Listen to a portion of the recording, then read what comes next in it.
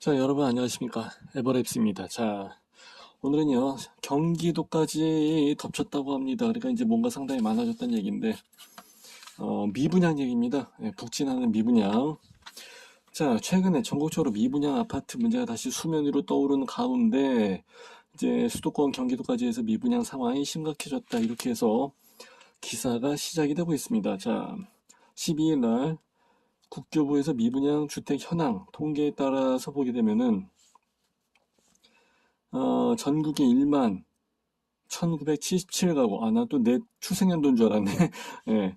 그래서 이제 지난해 11월 대비에 이제 6,998가구 대비해서 이제 71.1%에서 많이 늘었다. 이제 그 얘기인데, 이렇게 해서만 놓고 따져서 1.8배 늘어났다. 이렇게 해서 보면 안 되고, 이건 이제 전형적인 기자들이, 데이터, 숫자를 가지고 장난치는 거라고 저는 생각하거든요. 왜 지난해 11월하고 왜 지금 3월을 비교를 해야 되는데, 그리고 작년 11월하고 올해 3월하고 이제 계속 경기나 이런 흐름 자체가 완전히 좀 비교를 할 만한 그거 상황은 아닌 것 같기 때문에 저는 그렇게 해서 생각을 하지는 않고요. 일단 한번 계속 보자고요.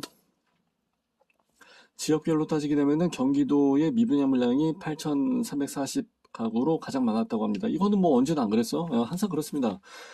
서울에서는 미분양이 될 가능성이 거의 없고, 미분양이 있다 할지라도 옛날에 저기 뭐 16억에 나왔던 뭐 미아리 쪽이나 이런 것도 시간이 지나게 되면은 다 그게 소화가 됩니다. 그래서 부동산의 유명한 격언이 있죠. 예. 집은 만들어 놓게 되면 일단 누구든지 간에 일단 나중에라도 들어가서 누가 들어가서라도 일단 살아. 그렇기 때문에 미분양 문제는 이제 결론적으로 해결이 되거든요. 그래서 분양가가 상당히 비싸게 나왔을 때에 어느 정도 1, 2년 또는 뭐 길면 3년, 이때까지의 그 한시적인 상황이라고 해서 보는 게 맞을 것 같아요. 그래서 서울은 뭐 거의 다 제한다 치고 경기도 쪽으로 해서 나갈 수밖에 없지 아무래도. 예. 자, 평택. 평택은 좀 그런 게 많이 있긴 있습니다. 미분양 물량은 361가구에서 2,360가구로 해서 약 6.5배 늘었다.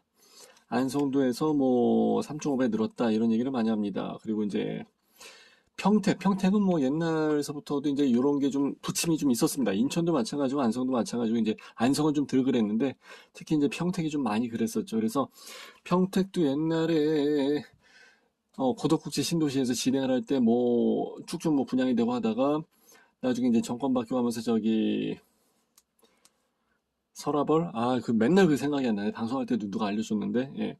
그쪽에 미분양 물량이 많이 쌓여 있으면서 또 평택역 인근에 그리고 이마트 주변, 예, 그때 이제 뭐 다 마피삼천. 그때 당시에는 뭐 유명했지. 뭐 기본적인 아파트가 다 미분양이었었고, 그냥 기본적인 아파트 자체가 그냥 다 미분양이었었고, 마피삼천이 기본이었었거든요. 그러다가 뭐 잠깐 뭐 정치적인 환경이 살짝 바뀌면서 뭐 소진이 된다 그러니까 뭐 가서 보니까 벌써 다 팔려서 없어. 예. 한순간에 다 빠집니다. 미분양은요.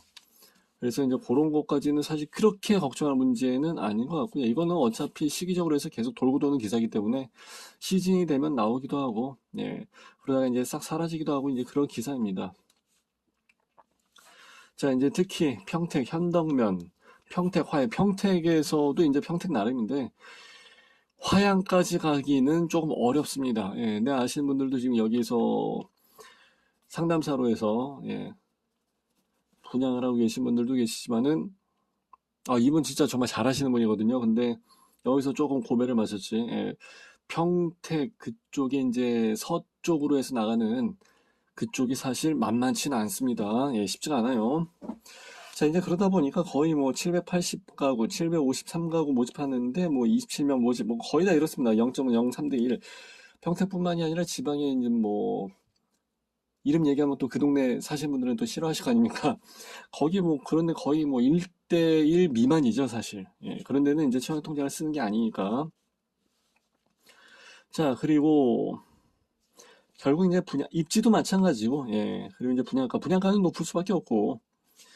자, 이제 화양지구 이제 이런 데를 계속해서 이야기를 했습니다. 그리고 전체적인 미분양 물량은 6만 5천 가구에 이른다고 합니다. 지난해 초 7만 5천 가구에 비해서 조금 줄긴 줄었지만 그래도 이제 다시 또 증가세를 보인다고 합니다.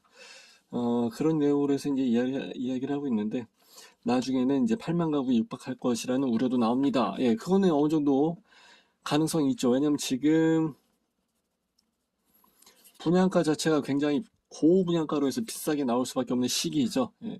전쟁 나고 이런 걸 떠나고 소비자 물가 지수와 생산자 물가 지수, 금리, 그리고 환율 이런 것들, 뭐 유가도 마찬가지로 계속해서 높아지다 보니까 원자재가, 아파트를 만드는 데 필요한 모든 인풋 요소들이 굉장히 비싸게 올라갈 수밖에 없습니다. 미분양이 날지언정 일단 비싸게 나간다고 내가 그렇게 말씀을 드리지 않습니까? 그죠? 그렇다 보면은 일시적으로 8만 가구 육박할 수 있습니다. 일시적입니다. 일시적. 그러다가 이제 나중에 금리 내려가고 정책이 좀 더 친화 정책으로 해서 바뀌고 그러면은 금방 다 떨어져 나가니까 그렇게까지 해서 걱정할 요소는 저는 사실 불안 요소까지는 아니라고 생각합니다.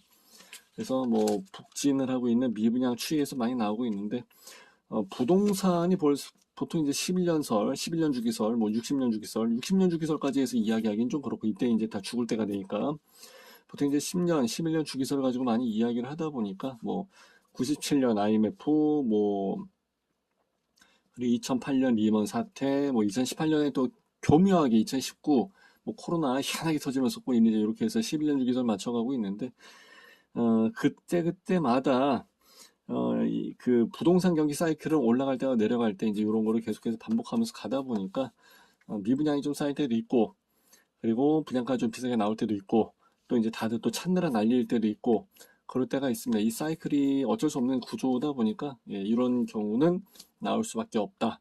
그래서 너무 많이 걱정을 하지 말자.